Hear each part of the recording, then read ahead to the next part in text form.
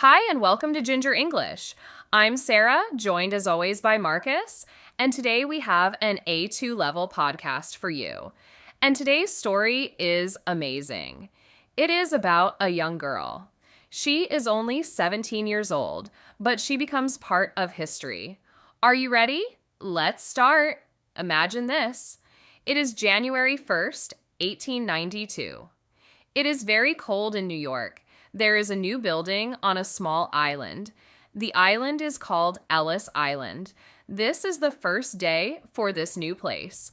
Thousands of people want to come to America. They come from many countries. They have big dreams. They want a new life. But who is the first person? Who walks through the door first? It is not a king. It is not a famous person. It is a young girl from Ireland. Her name is Annie Moore.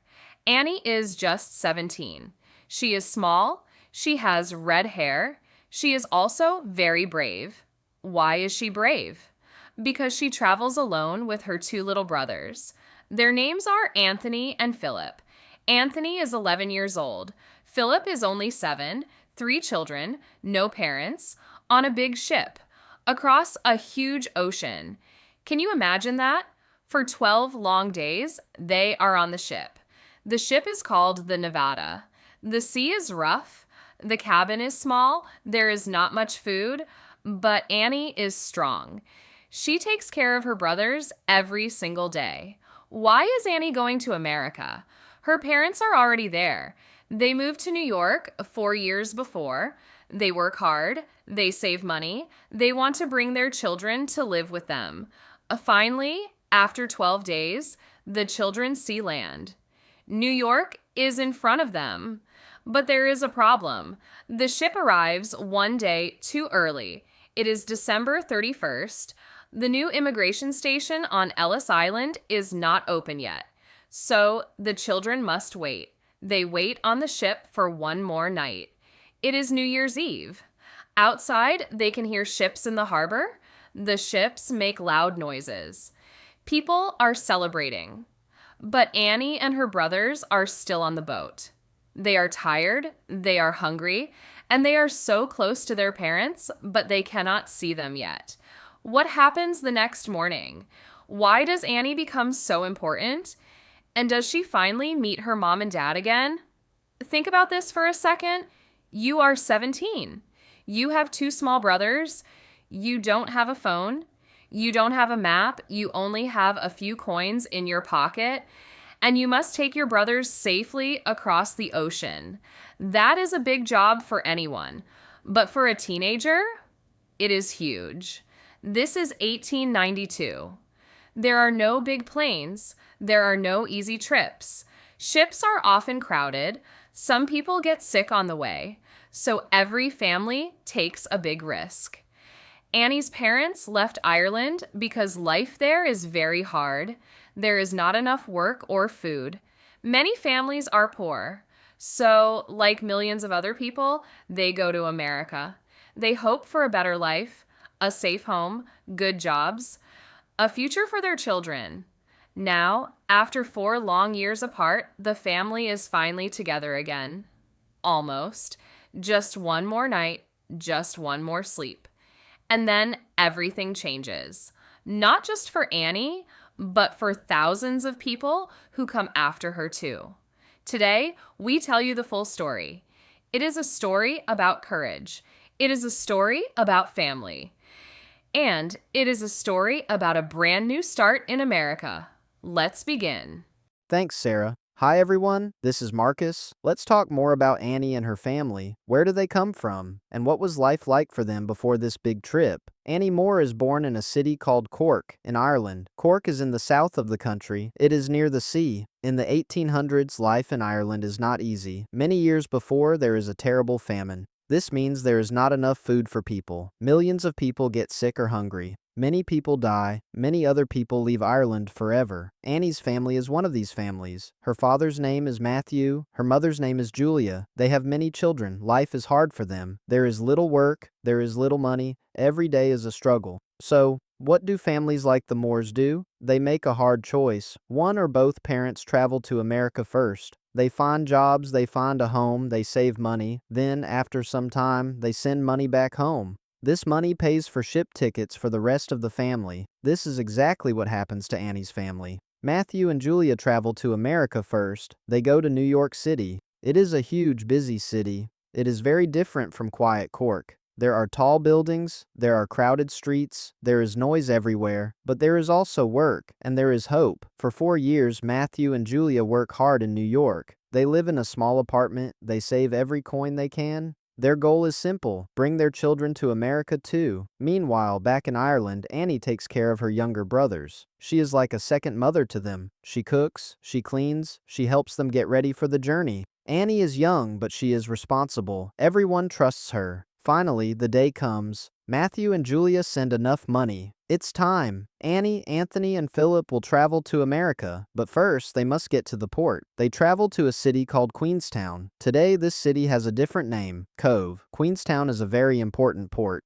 Many ships leave from here. Many Irish families say goodbye to their country here. It is an emotional place. Some people cry, some people are excited, some people feel both at the same time. Annie and her brothers board a large ship. Its name is the Nevada. It is going to sail across the Atlantic Ocean, all the way to New York. The children are nervous. They are also excited. This is their first time on a big ship. This is their first time leaving Ireland. What do they bring with them? Not much. A few clothes, some food for the trip, and important documents. These documents prove who they are. The children also carry something else: hope. Hope to see their parents again. Hope for a new life. The ship leaves the port. Ireland slowly disappears behind them. Annie watches the green hills get smaller and smaller. She doesn't know it yet, but she will never see this place again. This is a big moment, a scary moment, but also a moment full of promise. So, the Nevada leaves Queenstown. Now the real journey begins. 12 days at sea. That's a long time, right? Let's talk about what life is like on this ship. Annie, Anthony, and Philip travel in steerage. This is the cheapest part of the ship. It is below the deck near the bottom of the ship. It's crowded. Hundreds of people share this space. Families sleep in small bunk beds. There is very little privacy. The air down there is not nice. It smells like the sea, like food, and like too many people in one small place. The rooms are dark. There are not many windows. Some days the sea is calm. Other days it's very rough. The whole ship moves up and down, up and down. Many passengers feel sick, very sick. Imagine Annie. She is 17. She probably feels sick too, but she can't just rest. Why? Because Philip is only 7. He's scared. He misses home. He probably cries sometimes. And Anthony, at 11, is curious but also nervous about everything. So Annie has a big job. She must be strong for her brothers, even when she feels weak herself. Let's imagine a conversation between them. Maybe one night Philip can't sleep. "Annie," he whispers, "when will we see Mom and Dad?" Annie hugs him close. "Soon," she says softly. "Just a few more days, I promise." "Is it scary in America?" Philip asks. "No," Annie says. "It's going to be wonderful. You'll see." But does Annie really believe her own words? Maybe she's scared too. Maybe she doesn't know exactly what to expect, but she doesn't show it. Not to her brothers. She has to be the brave one. Food on the ship is simple. Maybe some bread, soup, or potatoes.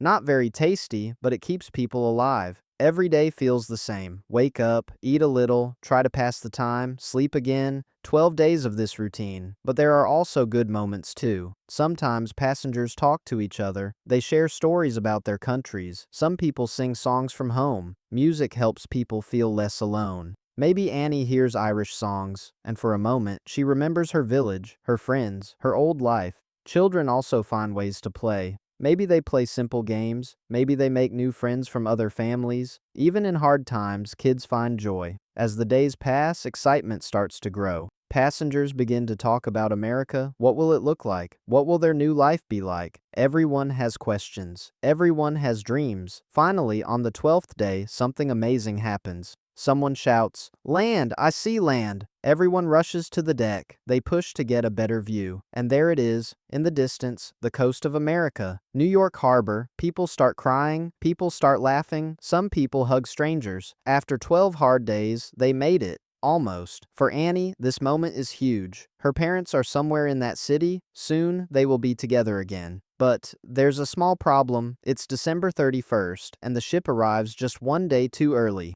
Thanks, Marcus. So, the ship is here, New York is right there. But Annie, Anthony, and Philip cannot get off yet. They must wait one more night. And what a night it is! It's December 31st, 1891, New Year's Eve. All around the harbor, there is celebration. Ships blow their horns, bells ring, people shout, Happy New Year! From the deck of the Nevada, the children can see the lights of New York City. So close, so bright, but still so far away. Can you imagine how Annie feels? Her parents are probably just a few miles away. Maybe they are celebrating too.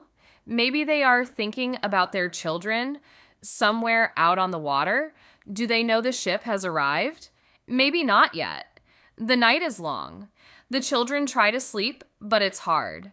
There's too much noise, too much excitement, too many thoughts. Tomorrow, everything will change. Tomorrow, a new chapter begins, not just for this family, but for thousands of people. Finally, morning comes. January 1st, 1892, a brand new year. And also, a brand new building opens for the very first time, the Ellis Island Immigration Station. Before this day, immigrants arrived at a different place called Castle Garden, but now there's this big new building on Ellis Island. Today is its very first day ever. Small boats called barges start taking passengers from the big ships to Ellis Island. Annie, Anthony, and Philip get on one of these barges. Annie holds her brother's hands tightly. This is it, the final step. When they arrive at Ellis Island, officials are waiting. And here's something special. Officials decide that the first person to walk through the doors of this brand new building will get special attention, will be remembered. And guess who that person is? Annie Moore. Out of hundreds, maybe thousands of people on the ships that day, Annie is the very first to step through the doors. She probably doesn't even realize at first how important this moment is. An official, maybe even a government worker, greets her. They might even give her a small gift, a $10 gold coin. $10 in 1892 is a lot of money. For Annie, who probably has very little, this is huge. Officials write down her name, her age, where she's from. Annie Moore, they write, age 17, from Cork, Ireland. This exact moment, becomes history. Annie Moore, the first immigrant ever processed at Ellis Island. But for Annie, in that moment, history probably isn't on her mind. What is? Her parents. Are they here? Are they waiting for her? And the answer is yes. Matthew and Julia Moore are there at Ellis Island waiting. After 4 long years apart, after 12 days at sea, after one more long night of waiting, Annie, Anthony, and Philip finally see their parents again. What a moment that must be. Hugs, tears, maybe some laughing too. A family finally reunited, finally together in their new home, America. Thanks, Sarah. Wow, what a reunion. Let's imagine that moment a little more. Matthew Moore sees his daughter walking toward him. 4 years ago, Annie was just a young girl. Now she's almost a woman, and she's brought her little brothers safely across the ocean, all by herself. Julia Moore probably runs to hug all 3 children at once. Maybe she's crying, maybe she's checking them, looking at their faces, making sure they're okay, making sure they're real, and not just a dream. For 4 years, this family lived with a big space between them, an ocean, and a lot of worry. Now, finally, that space is gone. They're together, in the same city, in the same country, as one family again. After this big day, Annie and her brothers go to live with their parents. Where do they live? Probably in a small apartment in a busy part of New York City. Many Irish immigrants live in similar areas. The streets are crowded, there's noise all day and night. It's very different from quiet, green Ireland. Life isn't easy at first. Matthew probably works long hours at a hard job, maybe at the docks or in a factory. Julia takes care of the home and the children. Annie, now 17, also needs to find work soon. Maybe she helps at home. Maybe she finds a small job too. But here's something interesting. For more than 100 years, almost nobody knew what really happened to Annie Moore after this famous day. She became the first immigrant at Ellis Island, but after that, her story just disappeared. People forgot about her. Then, in the 1990s, something strange happens. People start telling a new story about Annie Moore, a different story, a more exciting one. According to this story, Annie didn't stay in New York. Instead, she traveled all the way to Texas. In this version, she gets married to a cowboy. She has 11 children. She even dies in a dramatic accident, hit by a streetcar. This story becomes very popular. People love it. It sounds like something from a movie. A poor Irish girl becomes a true American pioneer living in the Wild West. This Texas story gets repeated again and again. It appears in newspapers. It appears in books. Famous people even talk about it. A beautiful bronze statue of Annie Moore is even built, based partly on this story. Songs are written about her too. For years and years, almost everyone believes this is the true story of Annie Moore. It feels right. It feels like a perfect American dream. But was it true? Was this really what happened to the brave 17-year-old girl from Cork? Stay with us because what really happened is actually very different, and in some ways even more powerful than the legend. Thanks, Marcus. Okay, so for over 100 years, people believe the Texas story. But then two history detectives decide to dig deeper. Their names don't really matter for our story, but let's just call them researchers. They love finding facts about people from the past. It's like a puzzle for them. These researchers start asking a simple question. Is the Texas story really true? Is there real proof? So they start looking. They look at old records. Census records. These are big lists that the government makes every few years with names of people, ages, and addresses. They look at ship records. They look at church records, marriage records, and even death records. And here's what they discover. There isn't just one Annie Moore in history. In the late 1800s, Annie Moore is actually a very common name. There are many, many women with this same name all across America. So the Texas Annie Moore, the one with the cowboy husband and the dramatic streetcar accident, that's a completely different woman. Yes, her name is also Annie Moore, but she's not from Cork, Ireland. She's not the same girl who arrived at Ellis Island in 1892. Wow, right? For 100 years, people are celebrating the wrong person. So now the big question becomes, what happened to the real Annie Moore, the girl from Cork, the girl with two little brothers, the first person ever processed at Ellis Island? The researchers don't give up. They keep searching. It's like finding one specific person in a city of millions, but using only old papers and records from over 100 years ago. Very, very difficult. They focus on New York City. If Annie's parents lived there, maybe Annie stayed there too. They search through marriage records from the 1890s. Could Annie have gotten married in New York? And then they find something. A marriage record, a young Irish woman named Annie Moore, getting married in New York City, just a few years after 1892. The age matches, the background matches. Could this really be her? They keep going. If she got married, maybe she had children. Maybe there are birth records. Maybe there are more documents that can confirm this is really the same Annie Moore from the ship. The researchers find more and more pieces of the puzzle. Slowly, a picture starts to form. A picture of a real woman's real life. A life that's very different from the exciting Texas legend. But is this life happier? Sadder? More normal? What really happened to little Annie Moore all those years after that famous cold morning on Ellis Island? The answer is coming up next. And trust us, it's worth waiting for. Okay, here it is. The truth about Annie Moore, The researchers find her marriage record. Annie marries a man named Joseph Augustus Scheer. He's the son of German immigrants and he works as a baker. They get married in New York City at a Catholic church just a few years after Annie arrives in America. And here's the big surprise: Annie never leaves New York. Not once, no Texas, no cowboy, no Wild West. She stays right there in the busy, crowded streets of the Lower East Side for her entire life. Annie and Joseph have a big family. Over the years, they have 11 children. Can you imagine? 11 kids in a small apartment in one of the most crowded parts of the city. Life is busy, life is loud, life is also very often hard. Sadly, life back then is difficult for many families.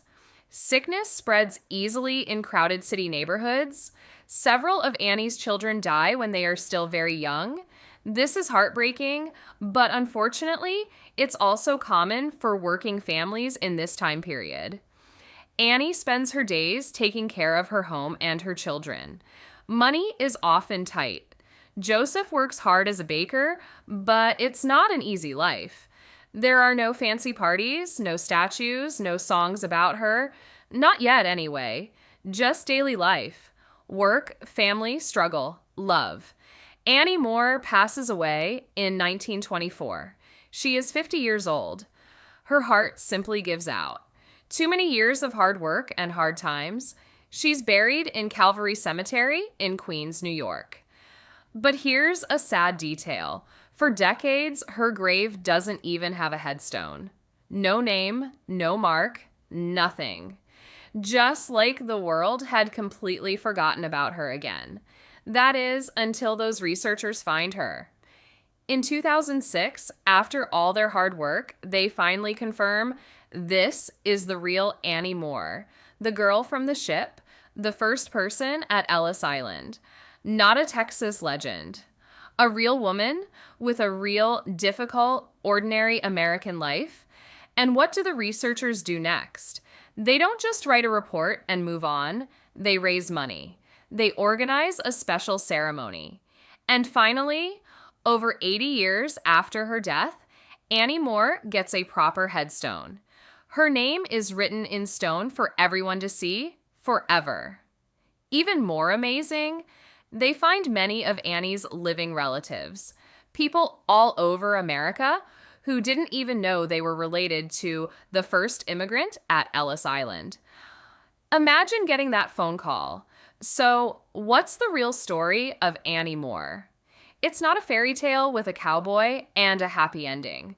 It's something different. It's the story of a regular working class woman who came to America as a brave teenager and then quietly, without fame, lived a full American life. Through hard times, through joy, through loss, and through love. And honestly, maybe that's an even better story than the legend ever was.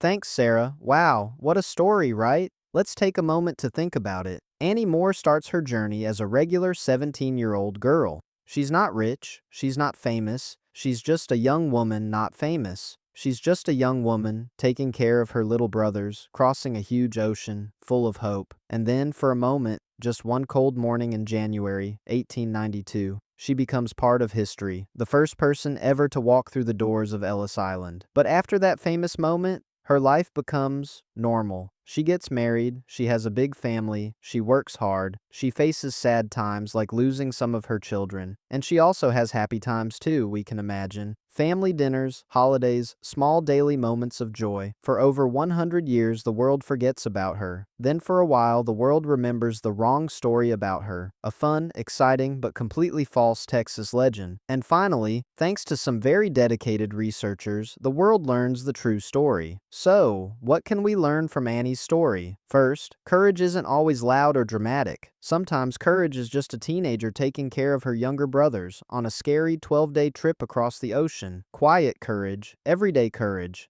Second, real history, real people's lives. They're often more complicated, more difficult, but also more meaningful than the perfect stories we sometimes hear. Annie's real life, with both its hardships and its love, tells us so much about what immigrant families went through to build a life in America. And third, millions of people came to America just like Annie. Most of them will never know their names. Most of them never get a statue or a headstone with their story written on it. But each one of them has a story just as brave, just as important as Annie's. So, next time you think about American history, maybe think about Annie Moore, a 17-year-old girl holding her brother's hands, walking through a door, and starting a brand new life. Okay, everyone, that's it for today's episode. We really hope you enjoyed this story as much as we did. If you learned something new about history, or maybe some new English words and phrases, please hit that like button. It really helps us out. And if you haven't already, make sure to subscribe to Ginger English. We bring you new stories every week, perfect for practicing your English while learning something interesting too. Also, please share this episode with a friend, a family member, or anyone learning English. Maybe they'll love Annie's story too.